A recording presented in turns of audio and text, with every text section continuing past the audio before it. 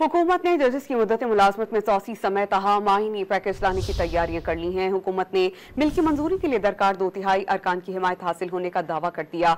मुशीर कानून और इंसाफ बैरिस्टर अकील मलिक ने वाज़ेह किया कि आईनी मुसव्वदा सेनेट या कौमी असेंबली में पेश किया जाएगा।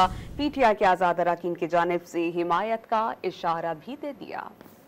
सेनेट के और अरकान नेशनल असम्बली में ही वोट करना है, कोई फरिश्तों ने तो आके वोट करना नहीं है। फिल वक्त जो वो 41 उम्मीदवार हैं जी या जिन्होंने अपनी बयान हल्फियाँ पहले दी हैं, सुप्रीम कोर्ट ने ही उनको आज़ाद डिक्लेयर किया है। लीगल राइट ज़रूर मौजूद है उनके पास। 63A की एक जजमेंट का हवाला तो आपने दिया, लेकिन फ्लोर क्रॉसिंग का उन पे 63A का इतलाक नहीं हो एक्सपेक्टेड है।